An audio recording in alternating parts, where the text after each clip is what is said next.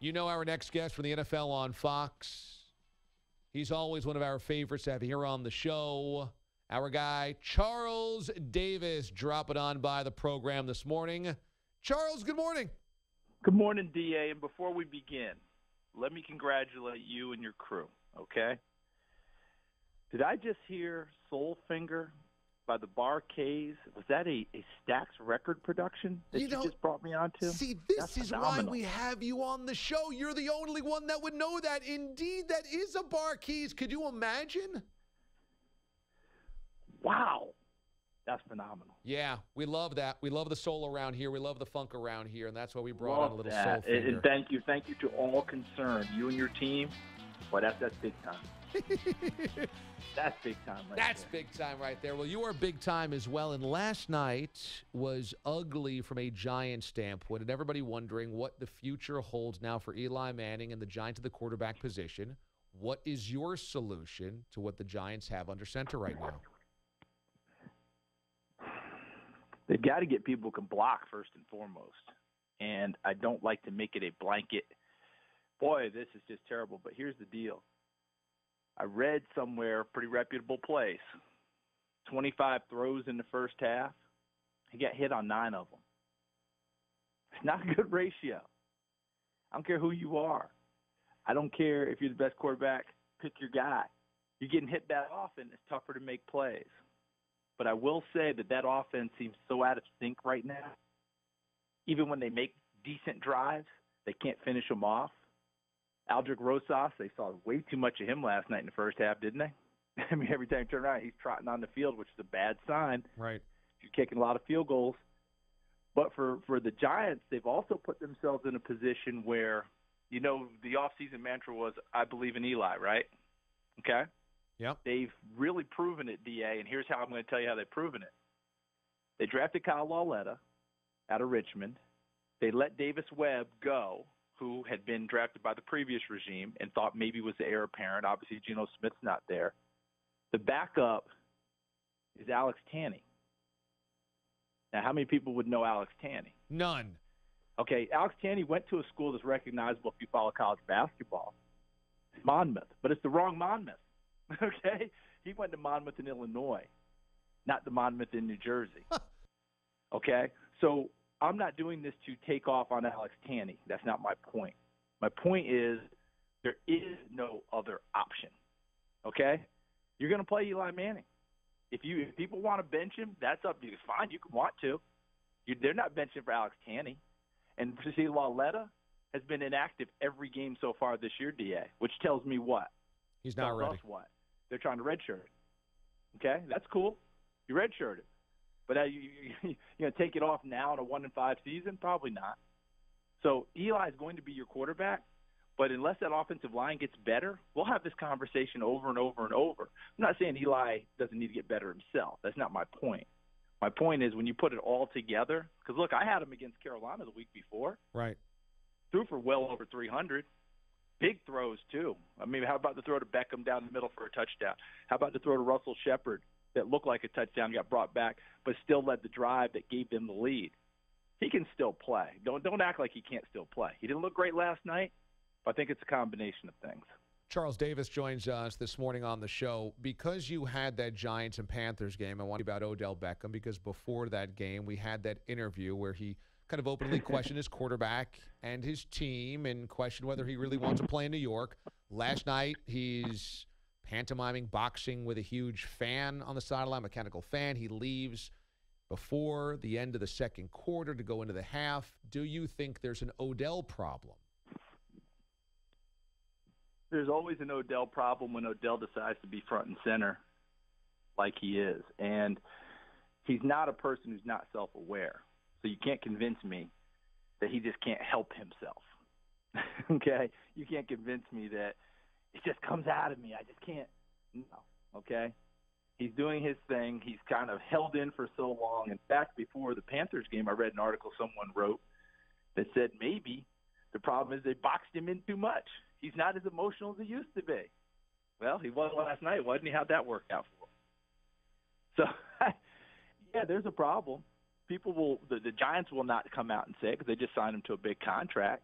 The team's not going to come out and say it because they're trying to figure out how to solve it, and they figure if they say anything, it'll just make it worse. But I just don't see where those antics help anyone. I don't see where airing out your quarterback helps anyone. Those are things, I mean, heck, who would have thought Colin Montgomery? I'm going to take it to golf for a second. I saw his quote yesterday somewhere along the effect of, don't believe that we all just love each other when we play the Ryder Cup in Europe. I mean, don't buy that nonsense. But what we do is we abide by the code of nothing out of house. The American team doesn't do that. Well, that's kind of where the Giants are right now. They're trying to abide by the code, but someone took it out of house.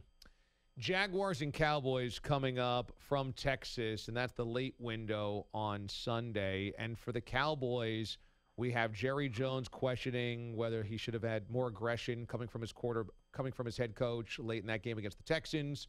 We've also got wide receivers arguing that they've got bad play calling going on. Do you feel like the Dallas Cowboys are bursting at the seams right now? I feel like we're back to normal. Yeah. This is the Dallas we've known, right, DA, for so long. And Jerry Jones is the owner. He's the president. He's the GM. So a lot of these moves that he's questioning, he had a hand in or could have had a hand in. Not obviously the play call when Jay Scared didn't go for it late in the ball game. I think most of us were looking at it like this is the time to go. And he decided not to. He's head coach. That's his thing, and you got to live with the consequences.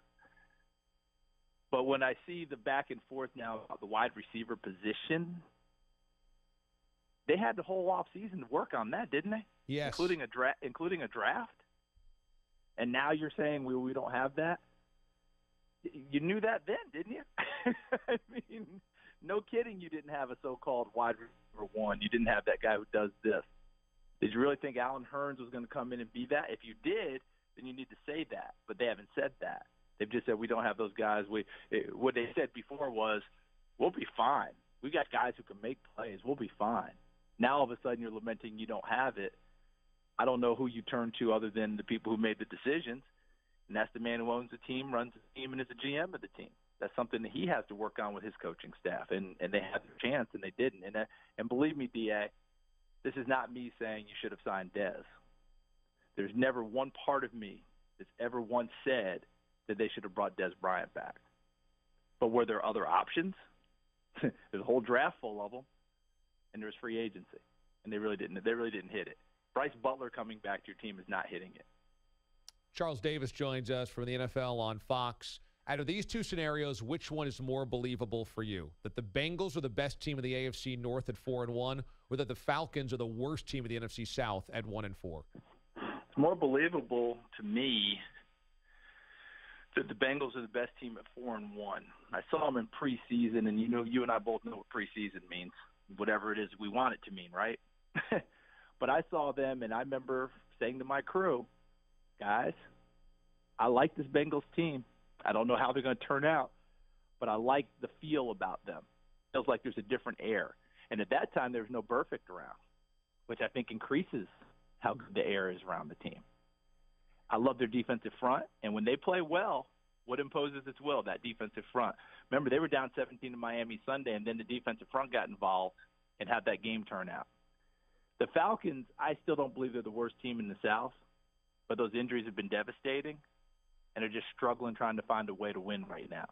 But talent-wise, when they're all together, they're nowhere close to being the worst in the South. Charles Davis joins us for the NFL on Fox. You've got Redskins-Panthers coming up this week. Final question is, when you look at this game, what's the single biggest thing you're circling on your chart, on your game prep that you want to see on Sunday between these two? Can I give you 1.5? Yeah. The half is which Washington team we're going to get. They've been on about a 4 or 5 year streak, haven't they, DA? Yes. See a great game? You don't. Just this season's a quick microcosm. Pound Arizona, lose at home to Indianapolis. Jump on Green Bay, get an open week, 14 days, get pounded in New Orleans. What are we going to get? But for me, what I'm circling is the Bama guys, Deron Payne, Jonathan Allen, and add in that Temple kid, Matt Ioannidis, is the Panthers' run game. Number one run game in the league, and it's McCaffrey as your lead runner, the guy who's the hammer, one of your best short yardage goal line runners in the game, is the quarterback Cam Newton. I can't wait to see how that plays out because Carolina's truly committed to running it. They don't probe, and then if you stop them a couple times, go, okay, we'll throw it the rest of the day. No, they're going to run it throughout. So you're going to get tested for 4 quarters. I want to see how Washington holds up with that and jump back and give us the game we saw against Green Bay a couple weeks ago, which they are capable of doing. Charles Davis, NFL on Fox. He's got the call for Washington and Carolina on Sunday. He joins us here on the show. Always one of our favorite guests, total class act, and a huge Soulfinger fan. Charles, man, it's always good to catch up, brother. Have a great call. We'll be watching.